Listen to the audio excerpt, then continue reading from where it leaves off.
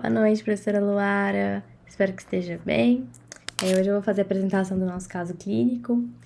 Primeiramente, o nosso grupo ele é composto por mim, Maria Fernanda, pela Mariana Rosa e Tainá Nara. Então, primeiro a gente tem aqui o nosso caso clínico, no qual a nossa paciente é LVC, do sexo feminino, 37 anos. Ela é advogada, leucoderma, casada, natural e procedente de Belo Horizonte. Veio com uma queixa principal de aumento de volume no pescoço, cansaço e um ganho de peso significativo. Quanto à história da moléstia atual, a nossa paciente ela compareceu ao UBS, queixando-se desse aumento de volume na região anterior do pescoço. E ela relata que vem notando esse aumento de volume há mais ou menos uns 2 meses e nega dor no local. Também negou disfagia, odinofagia, relatou que nos últimos meses tem se sentido mais cansada, ao realizar atividades normais do dia a dia, e observou esse ganho de peso significativo, só que ela não soube especificar quanto. Quanto à história patológica pregressa, o paciente negou o uso de medicamentos, nega cirurgias ou internações prévias, negou alergias. Quanto à história social, negou também tabagismo, ela é etilista social, não usa drogas ilícitas, relata alimentação saudável e é sedentária. Quanto à história familiar, a mãe possui um problema na tireoide, mas a paciente não soube especificar, qual seria esse problema, qual o diagnóstico recebido por ela. O pai é hipertenso e diabético e os irmãos são rígidos.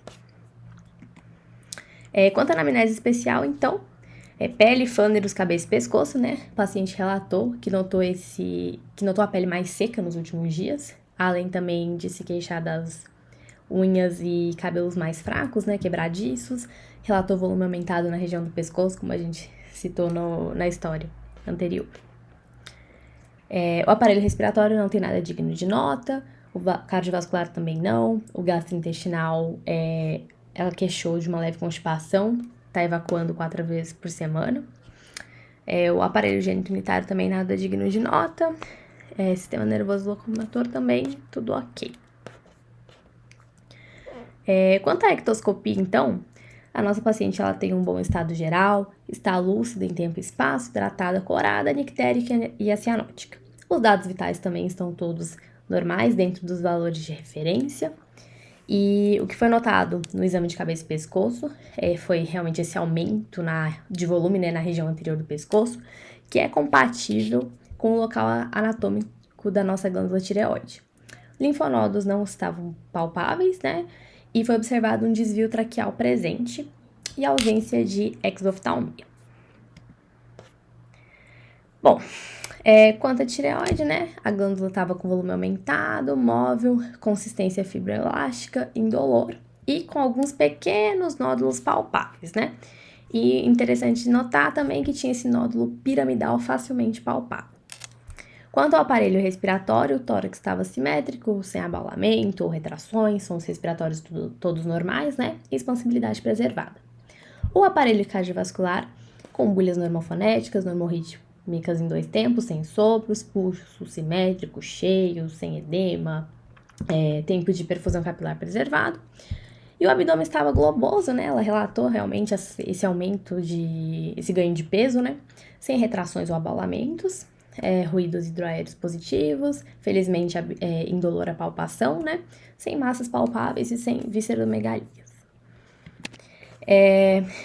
Então, as nossas hipóteses diagnósticas foram 3 relacionadas à tireoide, No caso, o hipotireoidismo, a tireoidite de Hashimoto e a doença nodular da tireoide.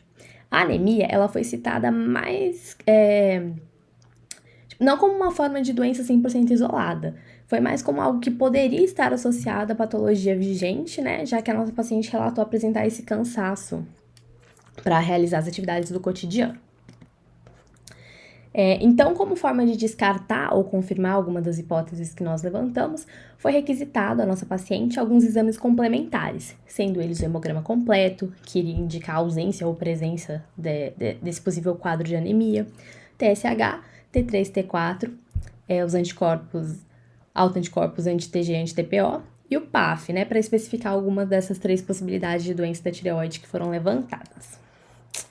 Quanto ao hemograma, felizmente a nossa paciente não apresenta anemia, de acordo com os resultados revelados, E a gente ainda pôde aproveitar para analisar o leucograma e a série plaquetária, que também não sugeriram nenhuma anormalidade.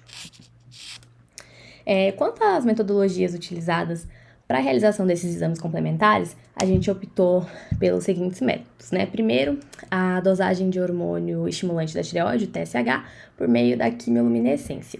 Ele é utilizado para realizar essa dosagem sérica do TSH, e esse teste vai se basear na utilização de conjugados, que vão ser moléculas geradoras dessa quimioluminescência.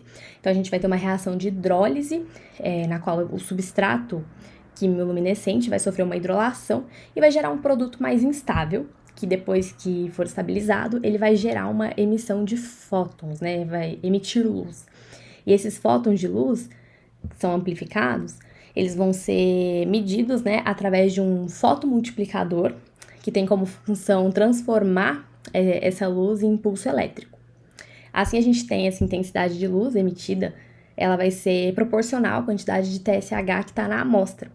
Então, por inferência, é uma série de padrões de TSH ensaiados de uma mesma maneira, né? A concentração, ela vai ser de TSH na amostra, ela é desconhecida e quantificada dessa forma. Depois a gente usou também o ensaio imunoenzimático, que seria o ELISA, né?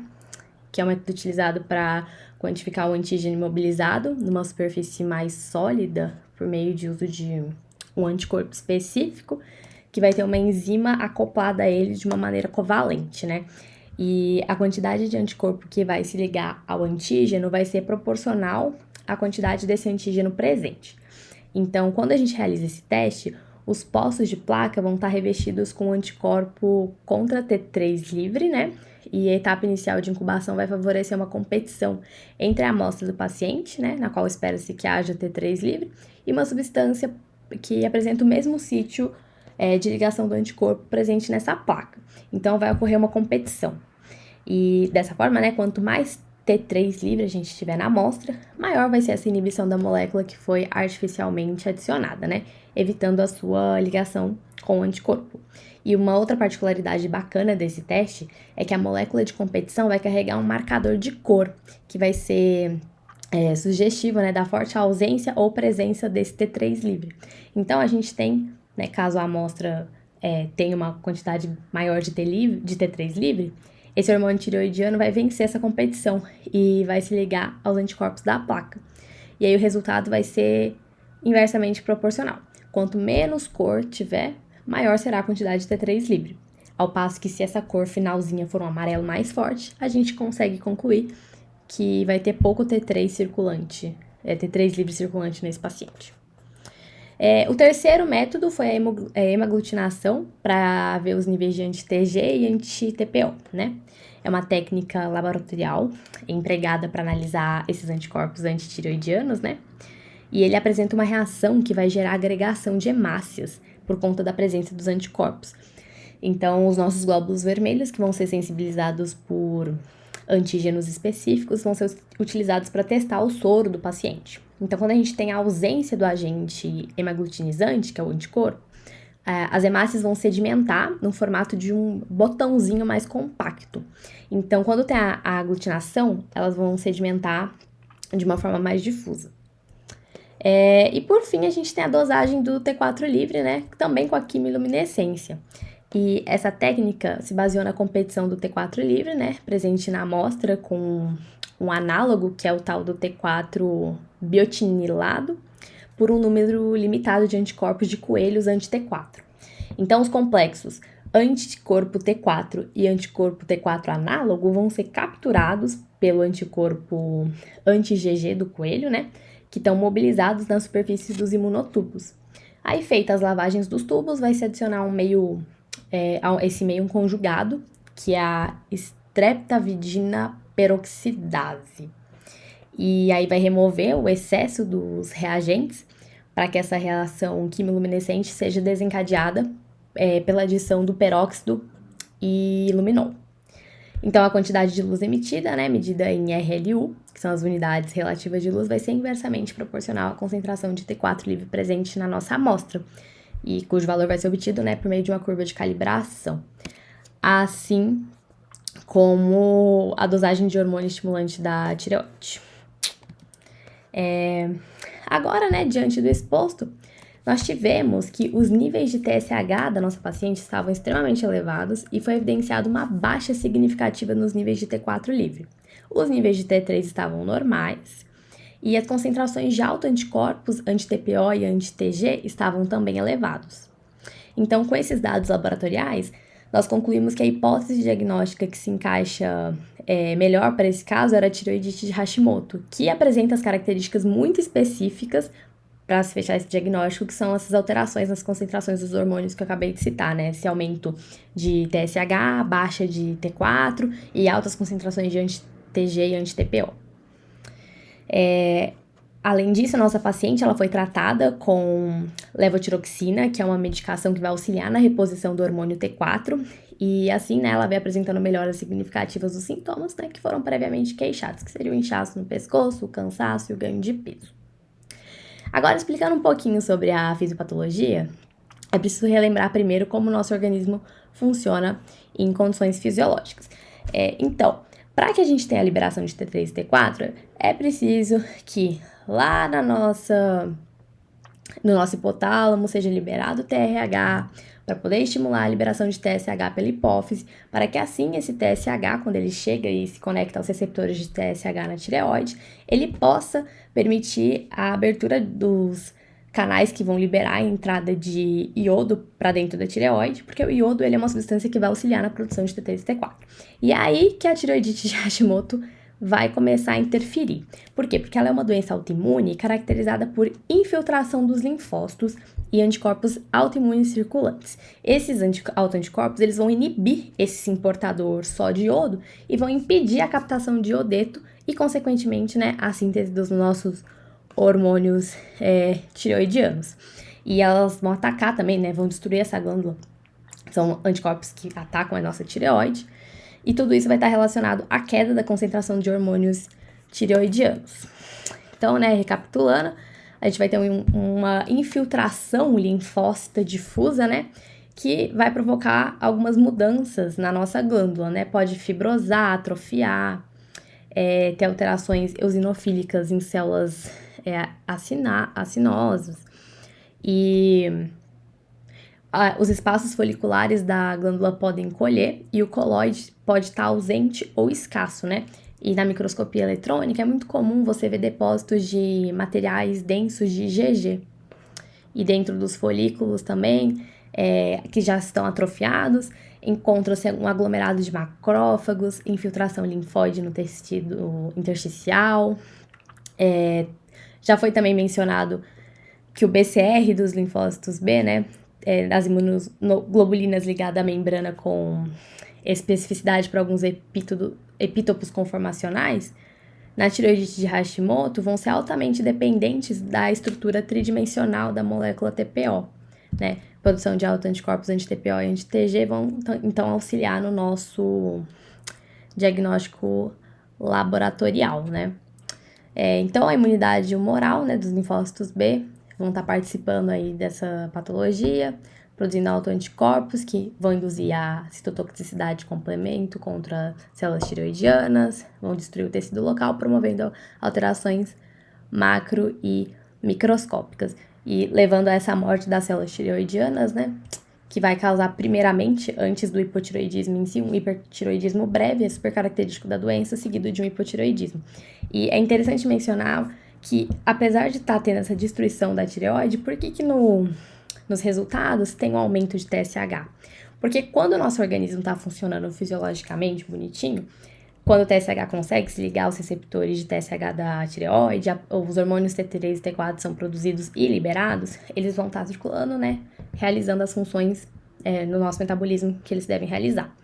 E quando a gente libera a quantidade suficiente de T3 e T4, existe um controle por feedback negativo que vai avisar, grosso modo, né, ao nosso hipotálamo que não precisa mais liberar TRH, evitando de estimular essa liberação de TSH, para não produzir e liberar mais T3 e T4, porque os níveis já estão normais.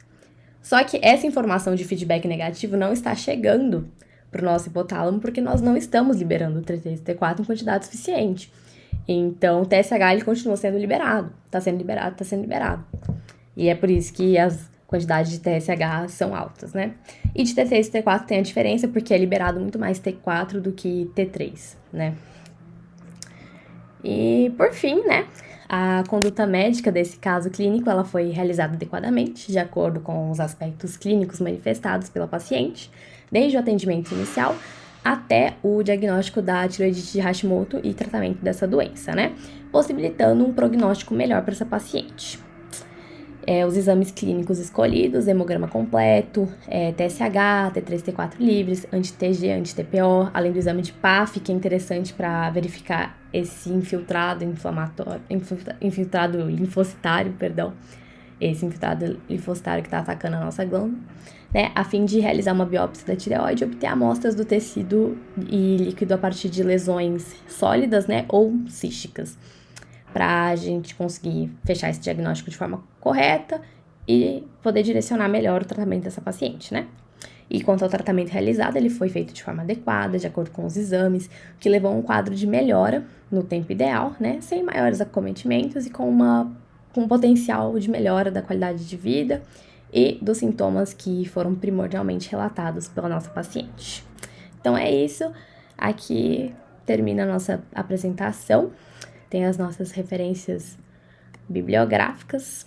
Espero que tenha gostado do nosso trabalho. Muito obrigada pela atenção e boa noite.